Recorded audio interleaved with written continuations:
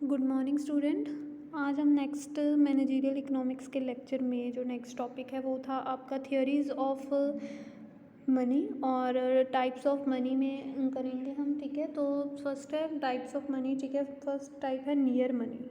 ठीक है, near money is a term use to describe non cash asset that are very liquid and that are easily convertible. ठीक है, money near money क्या होती है कि नॉन कैश एसेट होती हैं जो लिक्विड, बहुत ही ज़्यादा लिक्विड हो, जिसको हम ईजिली कन्वर्ट कर सकते हैं कैश में। तो इसको हम क्वासी मनी और कैश इक्विवेलेंट्स भी बोल देते हैं। ठीक है, एग्जांपल्स क्या है नियर मनी के? Savings account, government treasury securities and money market securities. ठीक है, नेक्स्ट जो हमारे पास सेकेंड टाइप है वो है इनसाइड मनी। ठीक है, तो inside money is a money issued by private intermediaries in the form of debt.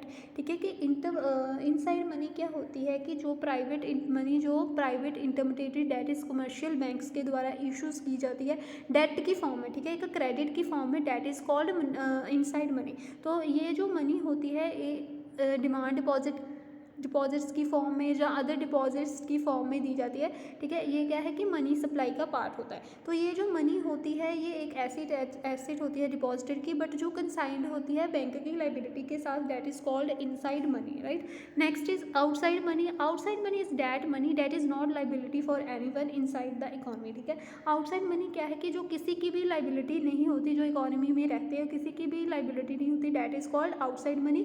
ठीक है, it is held in economy in positive amounts. ठीक है, नेट पॉजिटिव अकाउंट्स में होती है ये। ठीक है, एग्जांपल्स में आ जाएगा मनी, जो मनी गोल्ड के द्वारा बैक्ड हुई हो, एसेट डोमिनेटेड फॉरेन करेंसी। ठीक है, और otherwise backed up by foreign debt. ठीक है, फॉरेन कैश, ये सारी। ठीक है, ठीक है, typically private economy is considered as inside.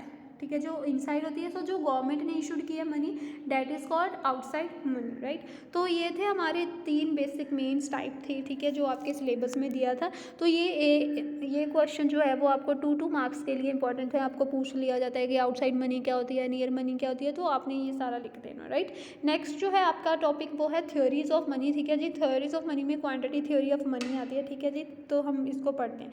तो जो क्वांटिटी थ्योरी ऑफ मनी है वो डायरेक्ट रिलेशनशिप बताती है क्वांटिटी ऑफ मनी इकोनॉमी में और level of price of goods and services का जो सोल्ड है उतना उसका क्या लेवल है।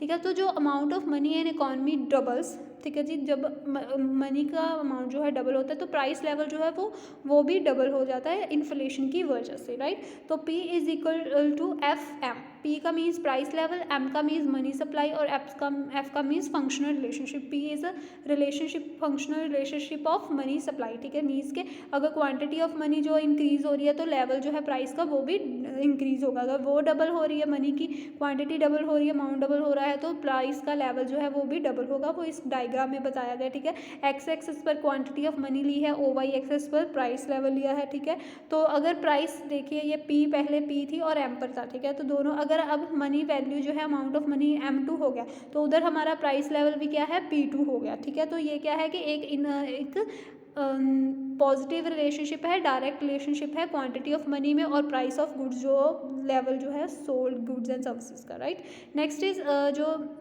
नेक्स्ट जो थ्योरी है क्वांटिटी, उसको किसने दिया था? इरविंग फिशर ने। ठीक है, इसको डिस्क्राइब किया purchasing power of money in 1911।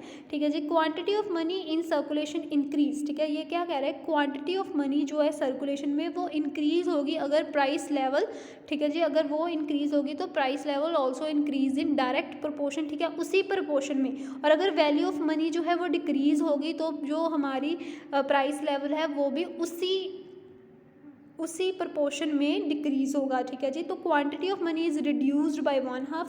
ठीक है, अगर क्वांटिटी ऑफ मनी जो है वो रिड्यूस 1/2 रिड्यूस हुई तो price level also will be reduce 1/2 and the value of money will be twice. ठीक है जी, तो वही सेम है कि अगर 1/2 जो मनी की वैल्यू क्वांटिटी जो है वो डिक्रीज हो रही है 1/2, तो जो हमारा प्राइस लेवल है वो भी 1/2 ही डिक्रीज होगा। ठीक है, इसको हम न्यूमेरिकली कैसे प्रेजेंट करते हैं, MV plus MV is equal to PT।